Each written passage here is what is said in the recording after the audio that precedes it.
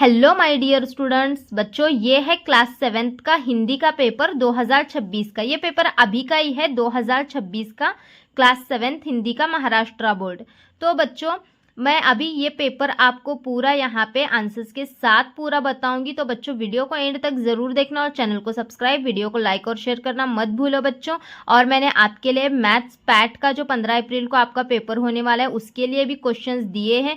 आप सिर्फ वही क्वेश्चंस करके जाओ, दूसरा आपको कुछ भी करने की ज़रूरत नहीं है। मैंने वीडियो अपलोड की हुई है चैनल पे, तो आप पैट के पेपर के लिए वही करके जाओ, बाकी कुछ मत करो। ठीक है बच्चों, तो चलो इसका मैं आपको यहाँ पे क्वेश्चन और आंसर्स पूरे बताती हूँ हिंदी के पेपर के। तो देखो यहाँ पे सबसे पहला जो है विभाग 1 होता है, गद्य 16 अंक के लिए होता है। यहाँ पे ये प्रश्न 1 का जो है वो आपको ये पैराग्राफ यहाँ पे दिया जाता है और ये पैराग्राफ पूरा पढ़ के आपको प्रश्न के उत्तर आपको लिखना होता है। तो यहाँ पे बच्चों देखो आपने ये पैराग्राफ पढ़ा, फिर उसके बाद यहाँ पे नीचे हम आते हैं। तो सबसे पहले प्रश्न 1 जो है यहाँ पे संजाल पूर्ण कीजिए। तो यहाँ पे गद्यांश में आए पात्र, तो आपको पात्र मतलब के नाम लिखना है। कौन कौन से हैं यहाँ पे आपको नाम लिखना है।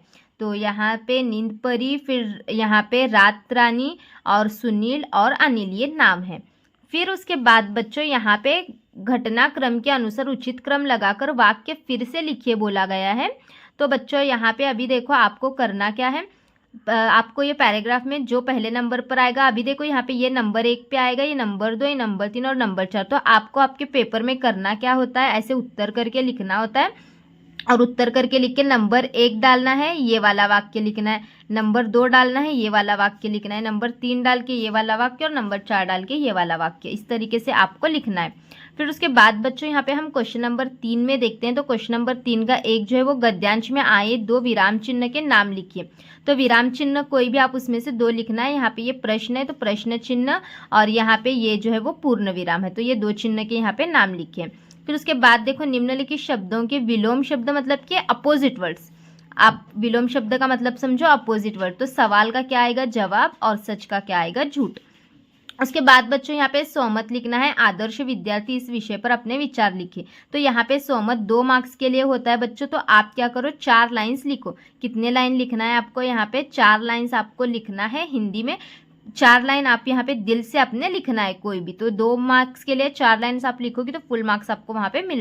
अभी देखो बच्चों हम यहाँ पे आ गए हैं कृति 1A। निम्नलिखित गद्यांश को पढ़कर दी गई सूचनाओं के अनुसार कृतियाँ कीजिए। तो यहाँ पे बच्चों आपको ये पैराग्राफ यहाँ पे दिया गया है, ये पढ़ के आपको कृति पूर्ण करनी है। तो यहाँ पे देखो सबसे पहले एक प्रश्न 1 में यहाँ पे दिया गया है आकृति पूर्ण कीजिए। तो यहाँ पे ये आपको दिया गया है प्रश्न, इसका जो उत्तर है यहाँ पे क्या आएगा, आकृति पूर्ण कीजिए। माँ मातृभाषा को छोड़कर न जाने वाले, यहाँ पे आपको लिखना है शब्द, किसी भी भाषा में जगह बनाने वाले शब्द।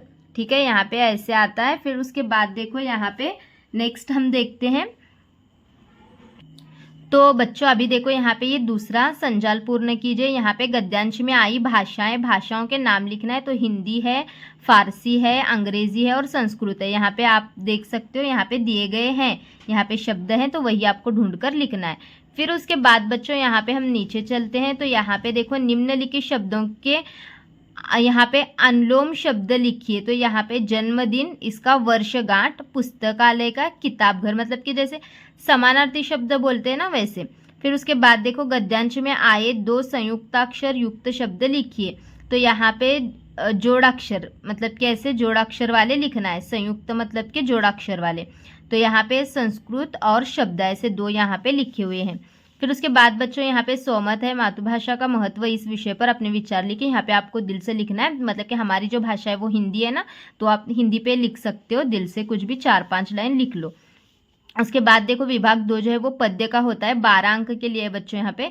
तो यहाँ पे प्रश्न 2 का निम्नलिखित पद्यांश को पढ़कर दी गई सूचनाओं के अनुसार कृतियाँ कीजिए। तो यहाँ पे ये जो है कविता आपको दी गई है, तो ये कविता पढ़ना है आपको, और कविता पढ़कर यहाँ पे प्रश्न आपको सॉल्व करने हैं। तो यहाँ पे देखो आकृति पूर्ण कीजिए, इसे अपनाना है। तो यहाँ पे इसका आएगा कविता में ही है ममता समता से।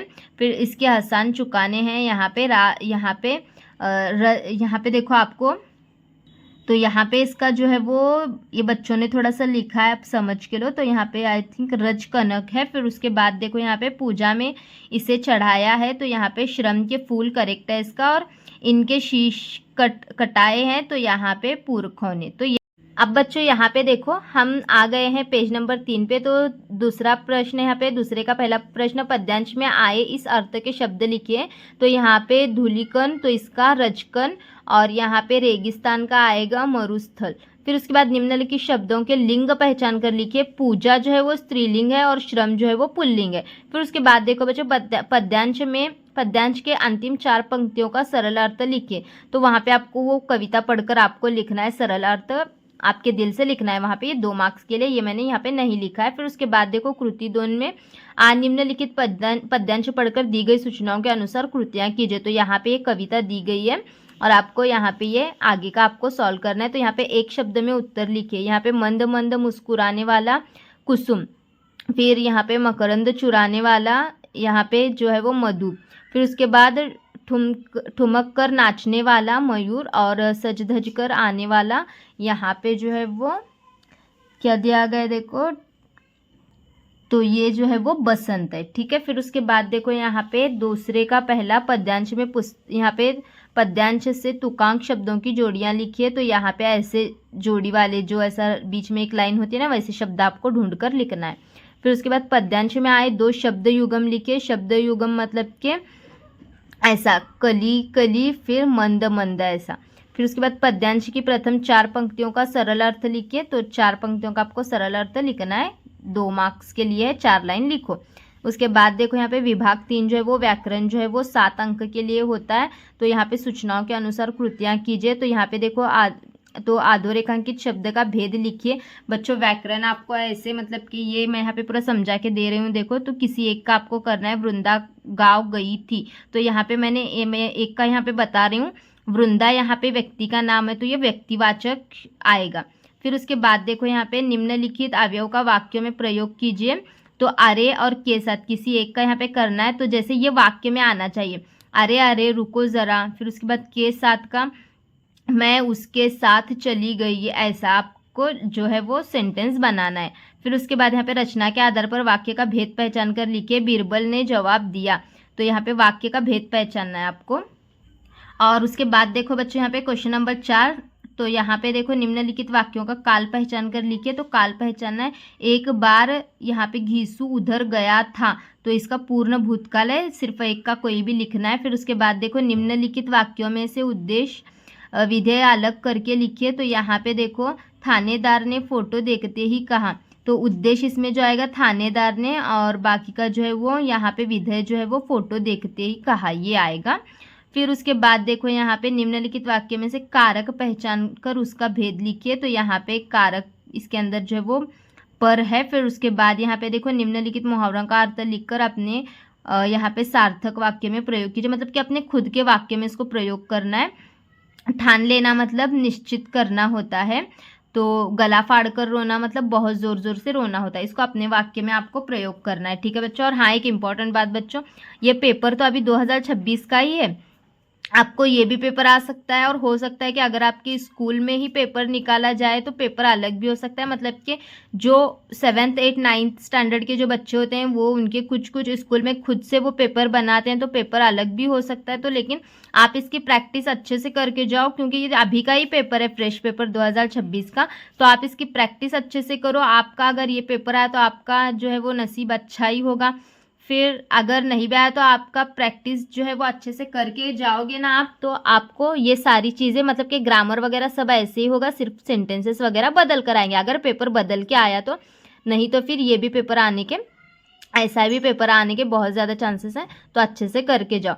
लेकिन हाँ, फिर बाद में मत बोलो कि हाँ दीदी आपने पेपर बोला यही आएगा, मैं ऐसा नहीं बोल रही यही आएगा करके, क्योंकि जो स्कूल के लेवल पर होते हैं, अब देखो पैट के वगैरह जो आपके पेपर होते हैं वो गवर्नमेंट की तरफ से होते हैं, तो वो हर तरफ सेम ही होते हैं पेपर।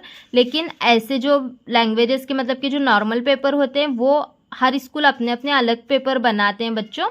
तो मतलब कि अलग भी आ सकता है, ऐसे भी आ सकता है। अगर मतलब कि कोई संस्था वगैरह निकालेगी तो ऐसे भी आ सकता है, लेकिन स्कूल में सेपरेटली अलग से बनाते होंगे तो अलग भी आने के चांसेस होते हैं पेपर। तो आप इसको अच्छे से करो, अगर ये आया तो आपका नसीब ही अच्छा है, और अगर नहीं भी आया तो आपको पूरा ही प्रैक्टिस करके जाओगे तो सब चीज़ें समझ में आ जाएगी, पेपर ईजी ही जाएगा।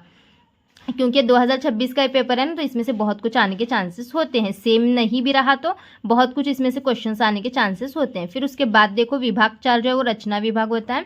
तो यहाँ पे देखो प्रश्न 4 का जो अ होता है, तो यहाँ पे पत्र लेखन में आपको देखो यहाँ पे अपने छोटे भाई बहन को पत्र लिखना होता है, यही पत्र आप लिखो। आपको पता है ना पत्र कैसे लिखना है, यहाँ पे एड्रेस डालना है, फिर यहाँ पे प्रिय भाई या बहन ऐसे लिखो।